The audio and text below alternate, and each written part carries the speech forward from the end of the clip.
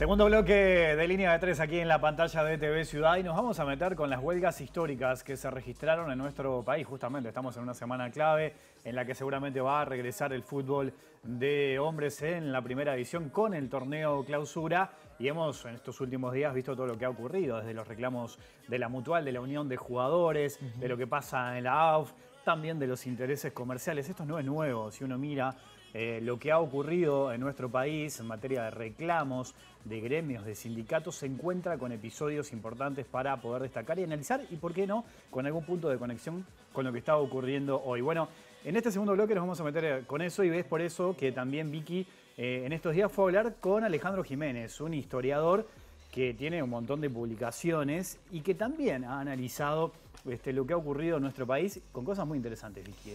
Sí, estaba bueno como darle un marco, ¿no? Sí. Ha habido varias huelgas importantes en nuestro país de futbolistas que han vinculado a la Mutual. Bueno, lo primero que hablamos con Alejandro es esto, justamente, darle un marco histórico. ¿Cómo empieza? ¿Cómo empieza la profesionalización? ¿Qué sucede con el amateurismo? ¿Había o no había huelgas? Bueno, sobre eso hablamos con Alejandro Jiménez.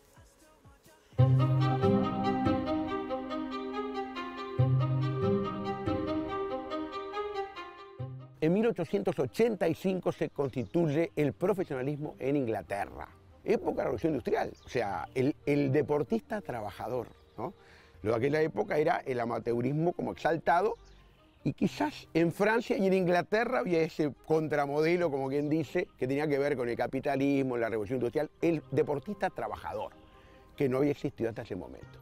En 1904 llega acá el Southampton, la Liga Uruguaya se había creado, la Uruguayan Association Football League, hasta nombre en inglés tenía, se había gestado en el 1900. O sea, 4 años después llega el Southampton y aquellos jugadores románticos, que todavía eran jugadores dirigentes, bueno, hacían todo, lo vieron como, qué bueno sería poder dedicarse a esto, ¿no? Y en el 11, aquí en Montevideo, un juez de fútbol y entrenador se llamaba Carlos Sturzenegger, escribe el primer libro de fútbol en el Uruguay, que se llamó Fútbol, en inglés, con football, ¿no? Y él dice que para competir, fíjense, en 1911, es muy importante que el deportista pueda dedicarse a esa actividad. O sea, para que se pueda dedicar, es claro que tiene que dedicarse profesionalmente a ese juego. Y porque sigue siendo un juego, ¿no? En gran parte, y para el que lo practica es un trabajo, ¿no? Obviamente que uno se acuerda de el Vasco Sea vendiendo hielo, o sea, y se acuerda de, por ejemplo, de Nasasi picando mármol y gran parte de ese trabajo en el mármol que hizo el Palacio Legislativo, que se colocó en el Palacio Legislativo. O sea, ¿cómo tiene que ver uno de nuestros héroes del fútbol con un ícono de la democracia como es el Palacio? Se hablaba de un amateurismo marrón, que quería decir algo así como un profesionalismo solapado, ¿no? Piendivene, José Piendivene, un ídolo de Peñarol de la época amateur, decía que algo así que en una entrevista decía, todo el mundo sabe que hay jugadores a los cuales se le pagan, década del 20, ¿no? Bueno, después viene, por supuesto, el ciclo olímpico en el 30, Uruguay campeón, y 3 semanas después de Uruguay campeón, ¿no? En agosto del 30, se genera el primer gremio, que se llamaba Sociedad Protectora de Jugadores, ¿no? Y que, por supuesto, va a nuclear a unos 200 futbolistas, ¿no?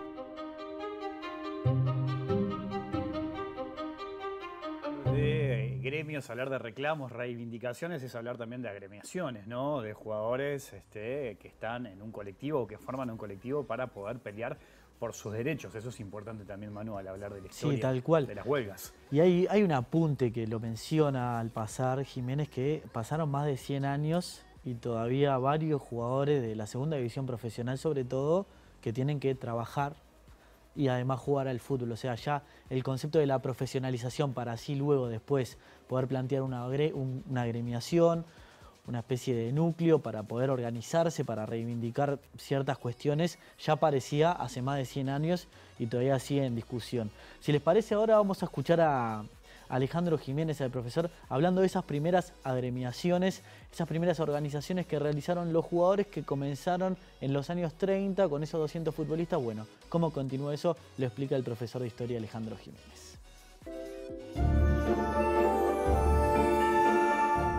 en el 31 ya hay profesionalismo en Argentina. O sea, se van dando los primeros futbolistas que van a jugar a sistemas profesionales, eludiendo un poco o intentando que les paguen lo que no pasaba en Uruguay. Aquella primera agremiación del 30 muere poco después, pero en el 32, en mayo, se genera el profesionalismo. Y ahí sí que vamos a ver que ya se establecen algunas normas con respecto a los contratos, porque ya había contratos ahí, ¿no? Pero de todas maneras los clubes siguen siendo un poco los dueños de los jugadores, y eso va a hacer que se genere la segunda agremiación, ¿no? Que se llamaba AJUP, Asociación de Jugadores Uruguayos Profesionales, que la presidía un prócer, que era el mariscal José Nasaz, ¿no? Campeón olímpico, campeón mundial, aquella agremiación de fines del 30, que también va a ser una agremiación que va a ser fallida, ¿no? Va a fracasar, pero es una acumulación, o sea, de fuerzas, acumulación de esfuerzos de aquellos jugadores de unirse ante lo que era ya no un juego, sino un trabajo que era el jugador profesional.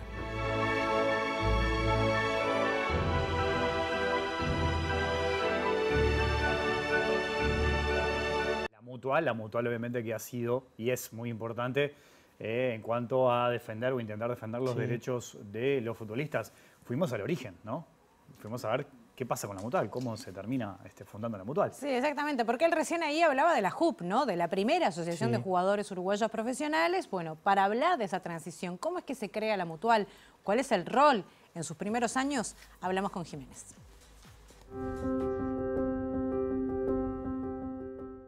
Es mutual, en el año 46 se forma y ahí hay personajes que son verdaderamente históricos. Y el conflicto era cuestión de tiempo, ¿no? Que es en el 48, eso se genera en octubre del 48 cuando revienta un poco la situación que veníamos manifestando, la libertad del jugador, que el jugador pudiera disponer de su destino y no ser rehén del club que lo retuviera.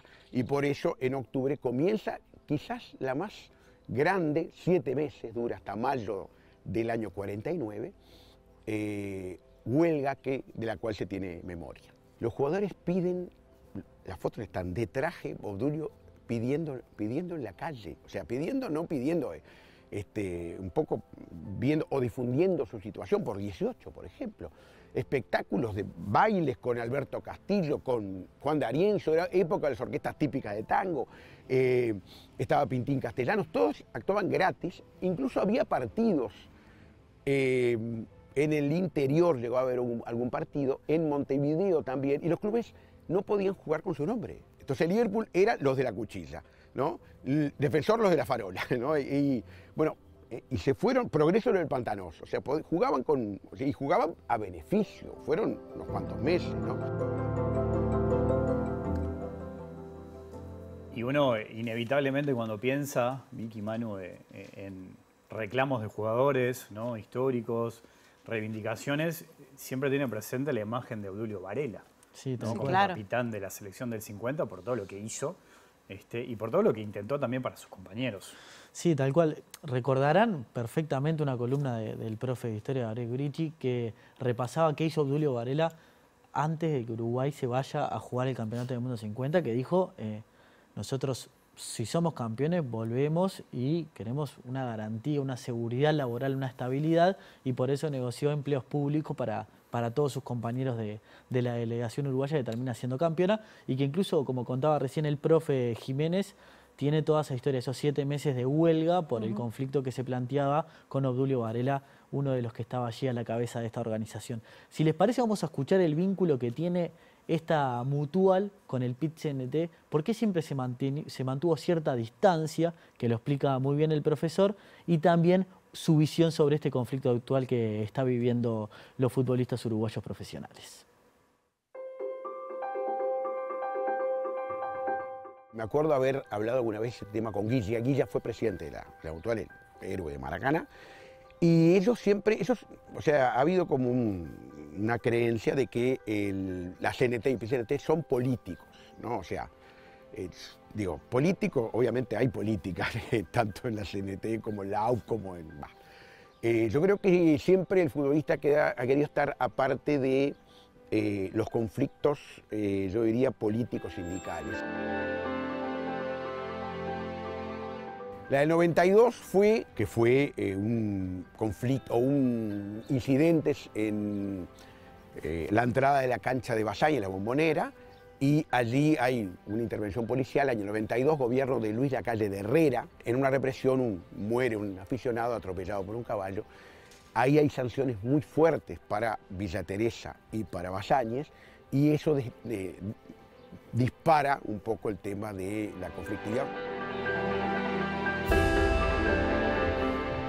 Muy interesante todo el aporte del historiador Alejandro Jiménez, que tiene un montón de publicaciones. Una de ellas esta es Sangre de Campeones, una historia del fútbol uruguayo, con prólogo, fíjense de quién, de nuestro amigo Gabriel Cuitich, Ni los nombres. Que está presente en este trabajo de Alejandro, así que bueno. No, que aparte en este libro habla mucho también sobre las huelgas, ahí pueden encontrar más datos porque son muy interesantes. Bueno, sí, anécdotas también, repasa un montón de anécdotas que también es muy jugoso ese libro Sangre de Campeones. Bueno, le agradecemos a Alejandro por todo esto. Vicky, Manu, gracias también. Esperemos que se resuelva el conflicto. Bueno, y que vuelva el fútbol, claro, exactamente. Bueno, esta semana seguramente será clave y vamos a tener el regreso de la actividad. Hacemos una pausa, pero no se vayan, hay mucho más Línea de Tres aquí en la pantalla de TV Ciudad.